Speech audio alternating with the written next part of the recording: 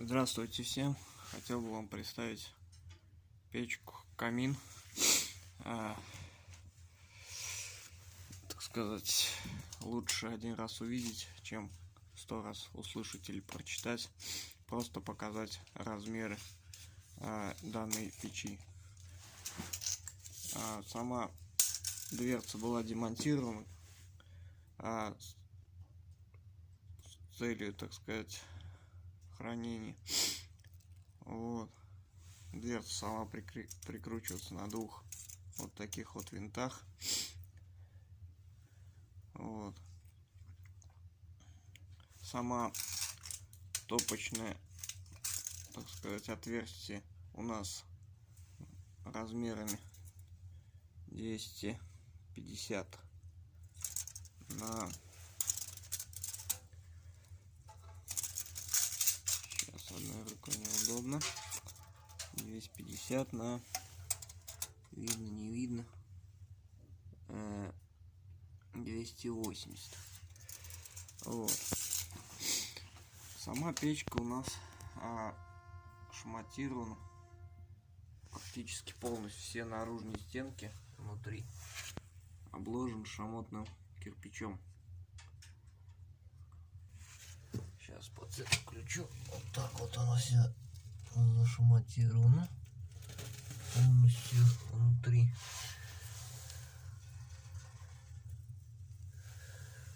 Вот.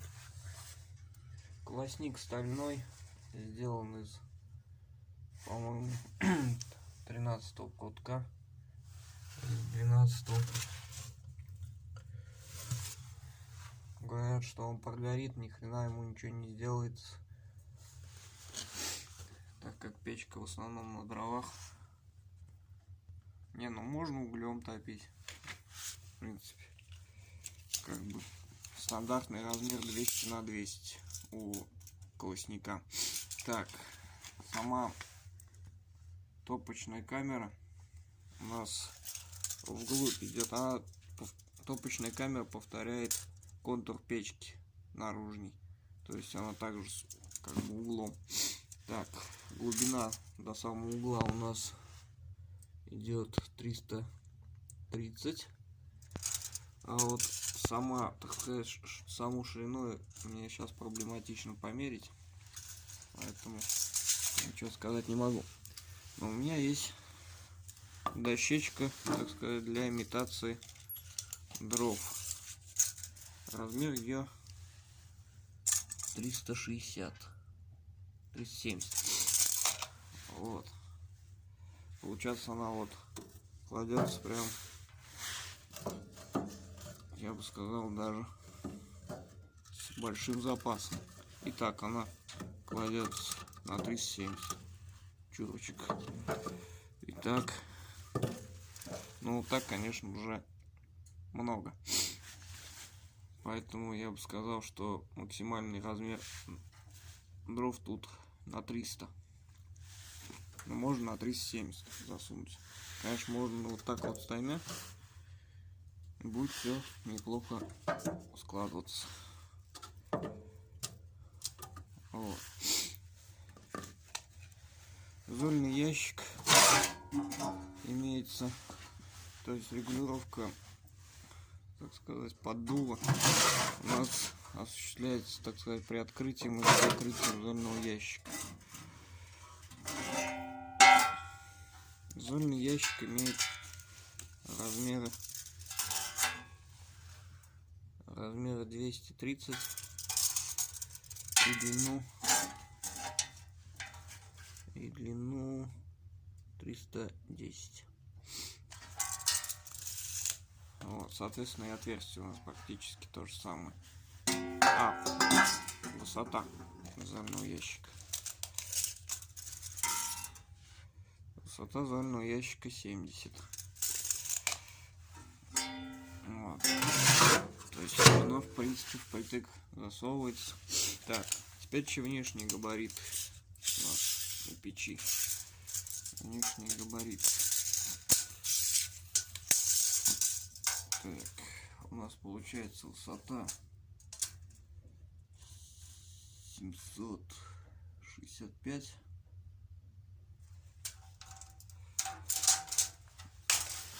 765. Высота.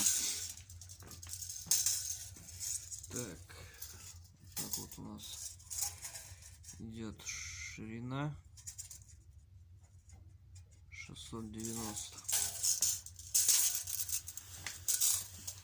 Глубина у нас идет, ну, примерно 460.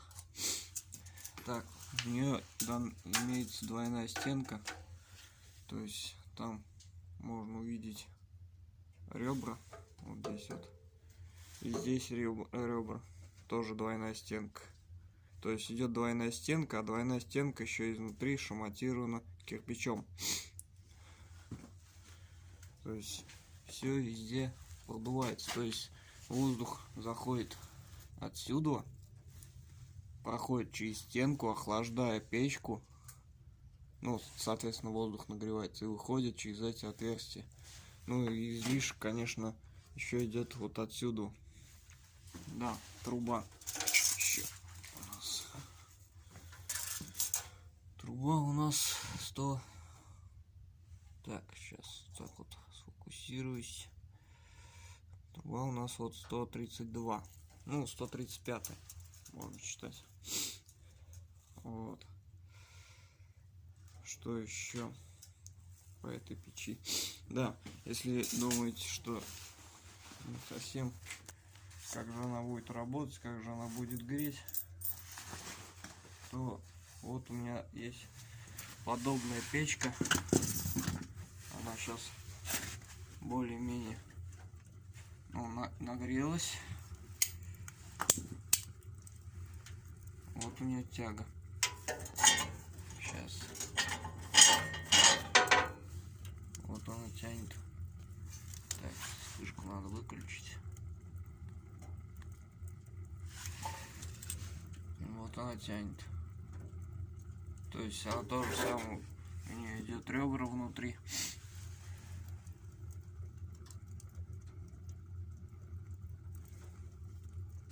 Вот. Зажигалка.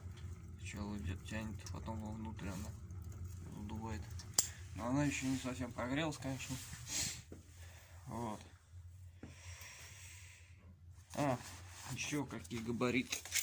Совсем забыл.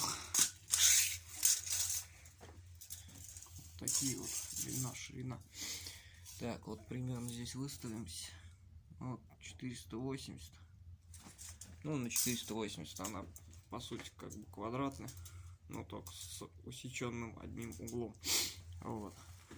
То есть вполне такая удобненькая печка для как угловая.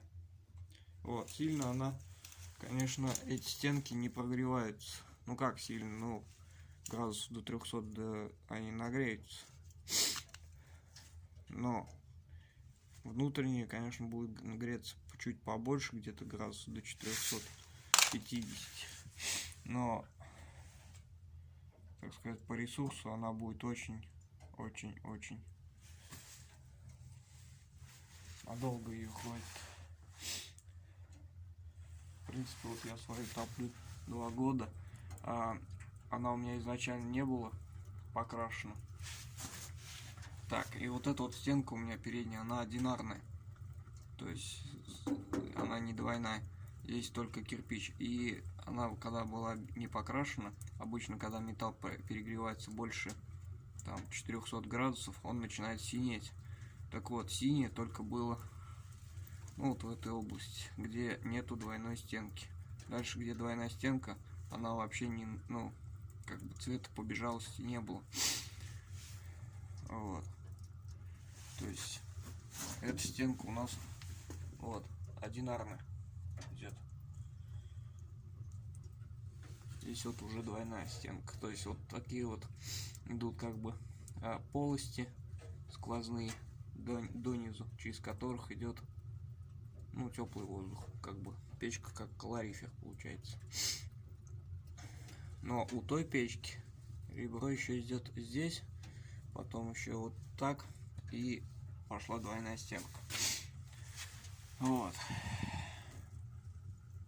такой краткий обзор своей печки, я бы так сказал. Вот. Сейчас она, в принципе, топится. Топлю я ее углем, так как у меня чугунная дверь. По идее, можно, конечно, на ту чугунную дверь поставить, но она тут идет с дверцей со стеклом.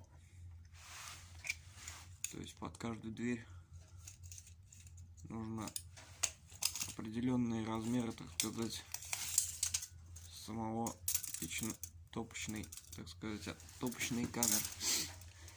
Вот. Внутри кирпич, конечно, шамотный, но он вырезан по толщине в 2 раза, урезан. То есть обычный кирпич у нас имеет где-то 300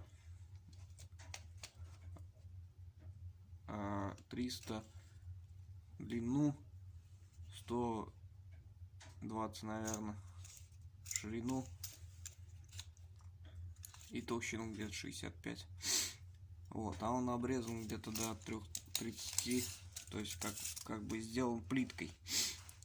Вот, в 2 раза по толщине просто урезан, а дальше выложен на, так сказать, на глине с минимальными зазорами.